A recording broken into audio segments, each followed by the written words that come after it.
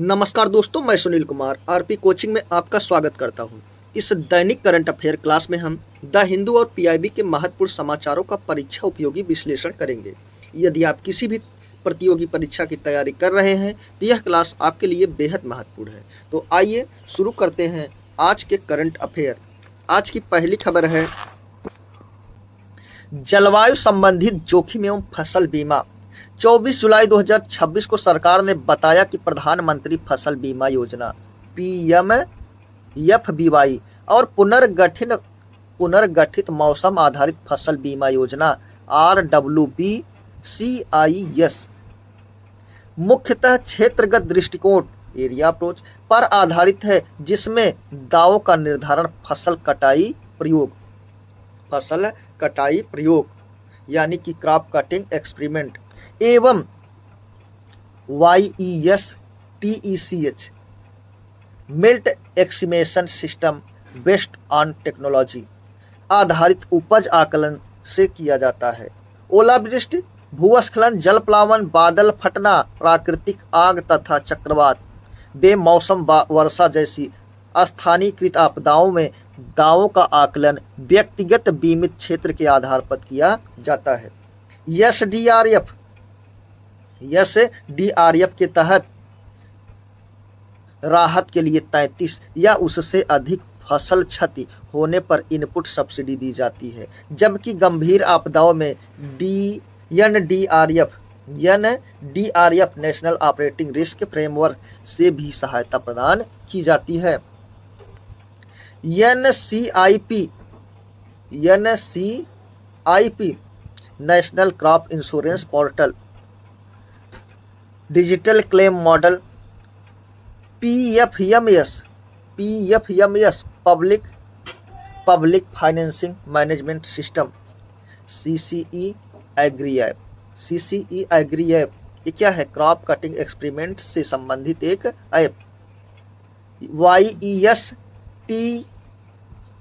YESTECH तथा CLAM यानी crop loss assessment app जैसी डिजिटल प्रणालियों से दावों को प्रदर्शित एवं संबंध निपटान सुनिश्चित किया जा रहा है। खरीफ 2014 से बीमा कंपनियों द्वारा दावे के भुगतान में देरी पर अगर जो बीमा कंपनियां हैं, अगर जो दावा किया गया है, अगर उसमें भुगतान देरी होगा तो 12.5% का जुर्माना लगेगा। तथा खरीफ 2025 से राज्य सरकार द्वारा प्रीमियम सब्सिडी जारी करने में देरी पर 12% का जुर्माना लगाने तथा एक्सप्रो खाता अनिवार्य करने का प्रावधान किया गया है। एक्सप्रो खाता। अगली खबर है भव्य रसायन योजना। 24 जुलाई 2026 को केंद्रीय मंत्रिमंडल ने भारत औद्योगिकी विकास योजना रसायन को मंजूरी दी। इसके तहत देश में 3 समर्पित रासायनिक पार्क स्थापित किए जाएंगे। योजना का कुल वित्तीय परिव्यय 3030 करोड़ रुपया है, जिसमें से 3000 करोड़ रुपए और संरचना विकास के लिए तथा 30 करोड़ रुपया प्रशासनिक व्यय के लिए निर्धारित है। योजना 2026-27 से 2030-31 तक यह लागू होगी, मतलब लागू रहेगी, चलने वाली यह योजना है। केंद्र सरकार प्रत्येक रासायनिक पार्क के लिए अधिकतम 1000 करोड़ रुपया का अनुदान देगी। कौन? केंद्र सरकार। जबकि संबंधित राज्य जिस राज्य में यह योजना चालू की गई है, उस राज्य की राज्य सरकार कितना 500 करोड़ रुपए का योगदान उसको करना पड़ेगा। ये बातें थी आज की। अगली खबर भव्य रसायन योजना। प्रत्येक रासायनिक पार्क का क्षेत्रफल कम से कम 8 वर्ग किलोमीटर यानी 2000 एकड़ होगा तथा इसमें CETP, TSDF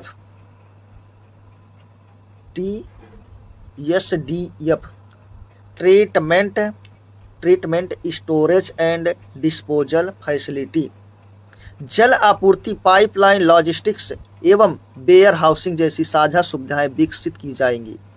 इस योजना का उद्देश्य रसायन उद्योग की वैश्विक प्रतिस्पर्धात्मकता बढ़ाना है, निवेश आकर्षित करना है, मतलब विश्व में प्रतिस्पर्धा को बढ़ावा देना है और निवेश को आकर्षित करना है, निर्यात को बढ़ाना है, आयात पर निर्भरता कम करना है, मतलब हमको खरीदना कम पड़े, बेचना ज़्यादा पड़े, विदेशी निवेश, विदेशी कंपनियां आए और इससे ये क्या हो, इससे प्रतिस्पर्धा बढ़े, रोजगार सृजन करना, मतलब यहाँ पर रोजगार को भी बढ़ावा मिलेगा, यानी रोजगार उपलब्ध होगा। इससे विकसित भारत 2047 और आत्मनिर्भर भारत के लिए लक्ष्य को यहाँ पर मंजूरी देता है। भव्य रसायन योजना। आज की अगली खबर है one district one product ODOP 24 जुलाई 2026 तक DPIIT department for promotion of industry and internal trade की one district one product ODOP पहल के अंतर्गत 773 जिलों के 1244 विशिष्ट उत्पाद की पहचान कर उनके ब्रांडिंग, विपणन और निर्यात को बढ़ावा दिया जा रहा है। कितने जिले में? 773। पीएम एकता मॉल के राज्यों केंद्र शासित प्रदेशों को 50 वर्ष के ब्याज मुक्त ऋण के रूप में अधिकतम 200 करोड़ रुपए की सहायता दी जाती है, जिससे ODOP, GI और स्थानीय हस्तशिल्प उत्पादों की बिक्री बढ़ाई जा सके। PMFME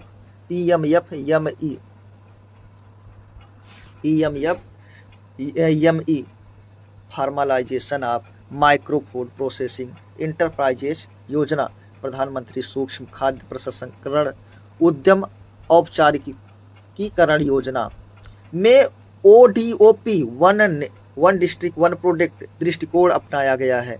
इसके तहत पात्र परियोजनाओं को 35% पूंजीगत सब्सिडी, अधिकतम 10 लाख तथा ब्रांडिंग एवं विपणन के लिए 50% अनुदान दिया जाएगा।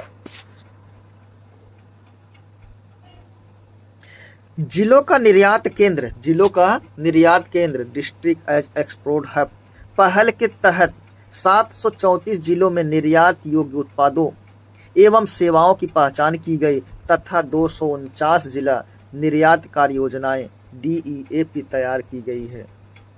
Digital agriculture extension platform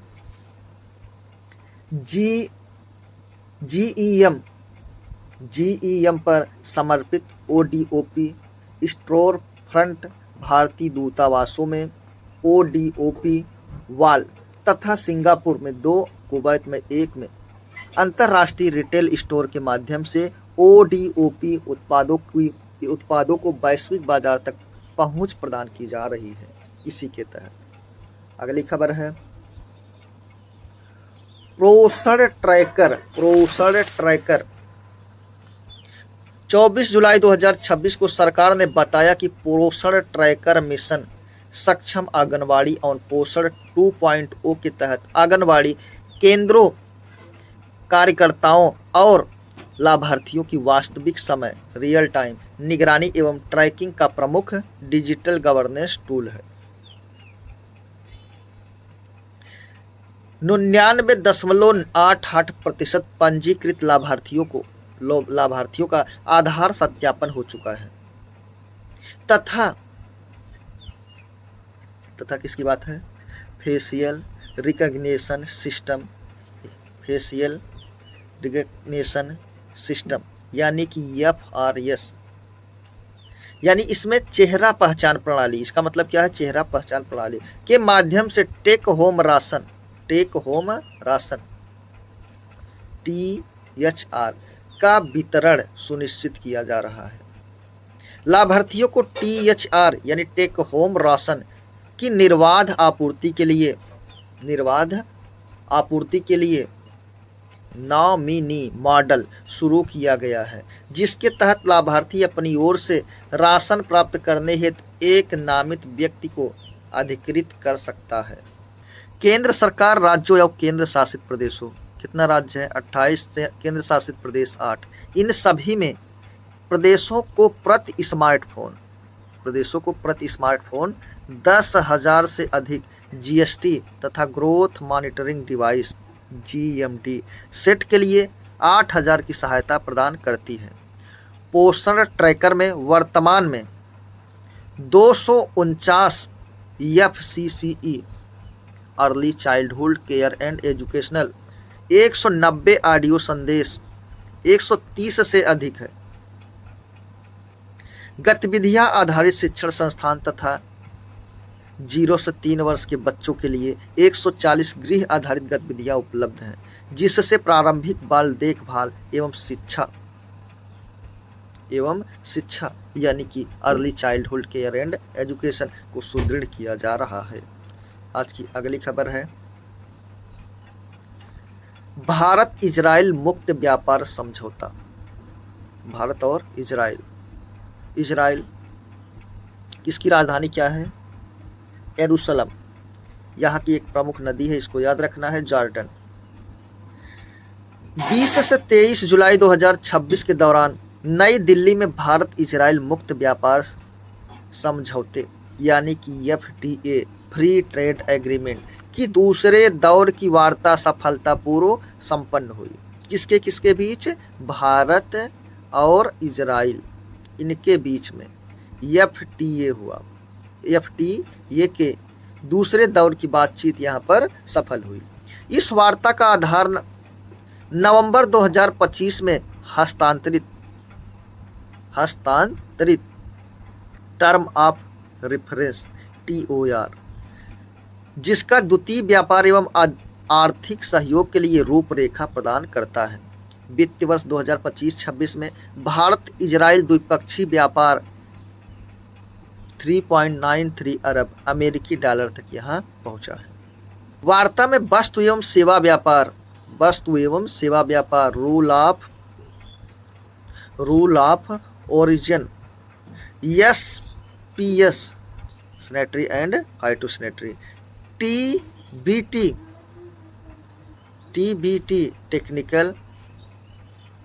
technical barrier to trade, बौद्धिक संपदा अधिकार IPR